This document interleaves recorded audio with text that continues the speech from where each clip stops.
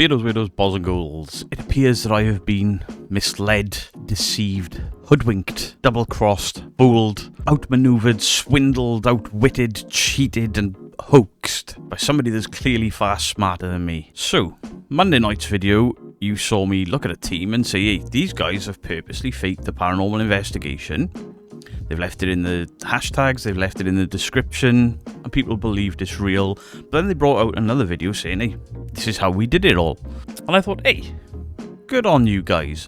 The balls on you to have come from obscurity and say, hey, look at this shit. Look at this. If we fake it, it's so much easier. It takes far less time. And the faking was really good. It seems somebody has learned some valuable lessons. Because 2 years ago, I did a video called A Brand New Channel to Debunk, Exploring with Joe. This was hilarious, where one of the gentlemen in the thumbnail there is seen interacting with the REM pod, and when he's questioned, says, no, that wasn't me. This guy here, with the, how can we say, distinctive looking ears. It's the same person, but with a different channel. Now, I'm going to get into why we can take a positive from this.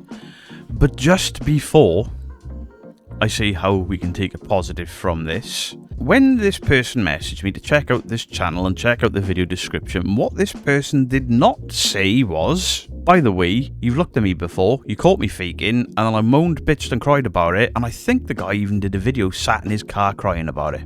Now, I don't know if this person went on the route of a bully and stuff, but all in defense of a lie. And then has the audacity to inbox me, hey, check out our new chat, check out this video, but make sure you read the description before you pull us apart. But never, ever, in that brief conversation, did he say, by the way, I used to be exploring with Joe. I bring the new video out, I don't recognise him, but two people that have watched the video did. And one of them is a good friend of mine that sent me a WhatsApp voice note where he laughed a lot. You know who you are. F you. I'm stealing your hats. And the other one was the guy that sent me the original video to look at. He was like, hey, you've been duped, sir. Fuck. Why could we take positives from this? So this guy had a very different channel called Exploring with Joe that was absolute bullshit. He gets called out by a debunker and then he quits, deletes the channel. Exploring with Joe, as far as I can tell, does not exist. The positive is he was a faker on a fake channel that did all of the things that the fakers do, including when you get caught with your pants down, having a little cry about it, nukes the channel, and then starts a new, more legitimate channel. Struggles to get the views, and then does something, I'm going to make a fake video. I mean, so did my efforts as a debunker catching this guy out lead to him completely changing his ways and starting again in a more honest way? Isn't that what we want? Don't we want people like Yasko, who I went at a little bit, and then came into my live stream and said, Beardo, you're right. So I've made the following changes. There is a for entertainment disclaimer at the beginning of my videos, and it's down in the description, and it's in the hashtags. And I'm like, cool, I have no issue with you now, but you have called everyone that you work with is still claiming it's real.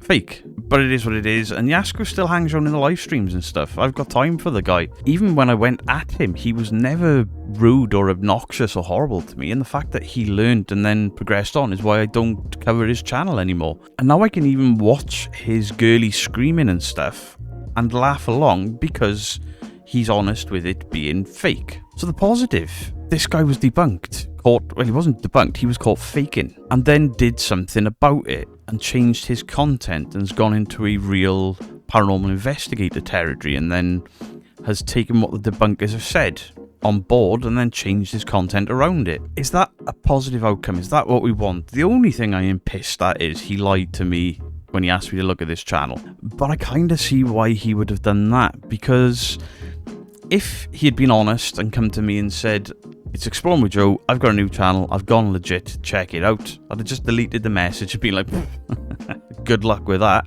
So it does stick in my throat a bit that he lied. So last night, once two people had recognised him, because it looks like he's lost a bit of weight, when the two people messaged me to say, you've been duped, you've been hoodwinked, lol. When I got those messages, I sent a couple of words in message to this gentleman, and it was the following. I've seen you before, haven't I? And that's when he came clean, and he was like, yeah, you have, but I've learned from the debunkers. But I'm not going to screen share the messages because it's in private. I've learned from the debunkers. I want to be a legitimate channel, etc. So I did my video. They've grown to 1.97k subscribers. They got 2.1k views on that video. So it seems to have done them some good. But it sticks my throat a bit that it did some good under false pretense. So I kind of understand why he did it the way he did it. I don't like it, but I understand why he did it the way he did it. The other guy in this team was nothing to do with Exploring with Joe as far as I can tell. So the guy that could barely stifle his laughs, that is a complete skeptic, I don't know if he was even aware of what had been pulled there. And I don't like that, but I guess I understand the grift and the grind. The negatives of it, I was fooled and I was lied to, and that has pissed me off. Because I was going to pull this video Monday night. I was just like, nah, fuck, I'm taking the video down, you don't deserve anything, and then I'm going to blast them. And a few people I've spoken to behind the scenes were in complete agreement and like, yeah, take it down, blast them. That's fucking, that is completely unfair. That should not have happened. And I got into a talk with another investigator, somebody that I've worked with, and I was like, could this be seen as a positive that a faker has gone straight? And they agreed with me. They were like, yeah, you've always wanted more transparency and honesty in the field. So while it's a horrible way to do it, it is a positive. And I'm like, oh, yeah, okay, so I'm still not happy that I was hoodwinked and lied to because a faker has got a legitimate channel, asked me to look at a video where they're honestly faking, but the way in which to get me to look at it was a lie. That's annoyed me. I'm still a bit annoyed by it, but not to the point where I'm going to yank the video and then absolutely blast him. So we'll do this more honest. Let's take a look at the positives from it. I can see why he wouldn't have wanted to tell me who he was because of the past. So can fakers turn over a new leaf? It looks like, or I would say it looks like, but then he fucking lied to me to get me to look at it the second time. It's frustrating. It's really frustrating. And it's more frustrating that I understand why he did it the way he did it, because he knows full well I just told him to go F himself or just ignored his existence and been like, I wish he'd been more honest with me, but I know exactly what I would have done. He'd have been like, fuck off. No, I'm not looking at your shitty channel. You're a liar. You're a faker. On the flip side, with cooler heads prevailing, because I was raging last night. I was so angry. I was going to Twitch stream some Call of Duty last night. And I was like, I ain't going online because I'll say something I regret. It didn't help that one of my friends was sending me voice notes and he could barely string a sentence together through laughing at the audacity of this guy. A faker nuked their channel after being debunked, has gone down the straight route, and has then started to show how things are faked. I'm still 50-50 on whether I should be nuking this guy right now or doing it the way I'm doing it. So I'm taking the nice option. It's not often I take the nice option, but we'll go with that. That it was a shitty way to do it, but I get why he took the shitty, lazy option. And listen, did he outright lie to me, or did he just not tell me the truth?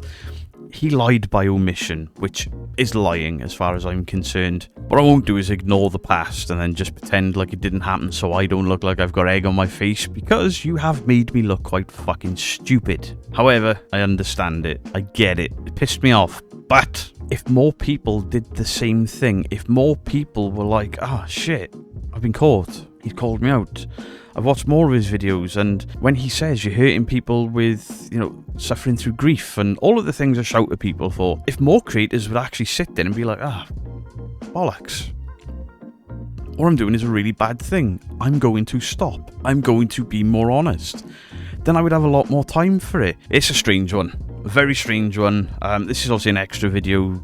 It'll only be hard cut edits and a little bit of music underneath, just to clear things up. I think this is a positive. I would much rather a channel come forward and say, yeah, alright, you got us, but this is what we're doing now. Now could you check us out? And maybe after learning from this, because I still want to learn as a debunker and as an investigator, I can say, do you know what? I can learn from this. People maybe can change. I'll be keeping a close eye on them. And the second I sniff any tomfoolery, I'll be on them. They have asked me to work with them, and I won't. Sorry, but one of you has been caught faking, and I will not work with a faker. Ever. I've had offers from very large channels to come and work with them, and I've refused. I know that it will grow my channel massively. I don't want to do that. I said I'll meet up with one or two of them and have like a coffee or something because they seem like decent people. Others I've told to go and boil their own heads because they fucking lie to me time and time again. It's just the way I am, and I know at times I don't help my channel by not doing the YouTube thing, you know. I don't ask for likes and subscribes and all that on my videos. Not on this the second channel I've been doing it. I feel like I'm selling my soul every time I say please hit like, share and subscribe, and I try to insert it into some sort of joke, and I always cringe when I do it. I don't like doing the generic YouTube thing. You know, Paranormal Sins, I still make them and they do really, really badly. Things like the funny clips videos that I do from live streams and stuff, they do really, really badly, but I put them out on occasion. And it's all things that if you watch any of these channels that tell you how to grow on YouTube, I'm technically nuking my own channel by being so inconsistent, but I'm like, too okay? I'm having fun? You know, maybe I don't help my own channel by just doing whatever the hell I want. I know things like videos on Huff, because nobody watches Huff anymore, but I still can't stand the guy, so I'll still keep making videos, even though they don't do very well. The vlogging, I knew that wouldn't do well at all, but some people in my audience wanted me to do vlogging stuff, so I did it. Does it nuke my channel? Probably. And it's a kind of a sad state of affairs, really. When I do straight up debunking videos, you know, worst top 10 ghosts and top 10 fakes, and I do stuff like that, and it gets less views than me mocking, saying I'm sorry again, the unfiltered truth. And everyone now knows I'm taking the piss when I put those videos out, and it watched more than the debunking content. And people in the comment section complaining like, why have you made this video? This isn't debunking, stick in your lane. And it's like, well, my lane has always been a bit skew-if, but those videos do well, and I don't know why. Maybe it's because I'm funny. But then I do real poltergeist activity captured on camera, WTF in the thing, and a big red arrow and people in night vision, and ooh, you know, the clicks and views are going to be real. I didn't lie about anything. The picture frame did move in the video, and it's been outperformed by a video where I call A1 Solutions an absolute fucking buffoon for issuing death threats. The internet. I mean, I do the Eliza Lamb is not a ghost story video, and barely anybody watched that, but it was important for me to do. I could do a most haunted video and maximize those views. In fact, I'm going to do a most haunted video as soon as I finish recording this one for Thursday's main video, because I got kids mostly taking the piss. I just had an idea about Yvette. Much love to you all. Beardo out.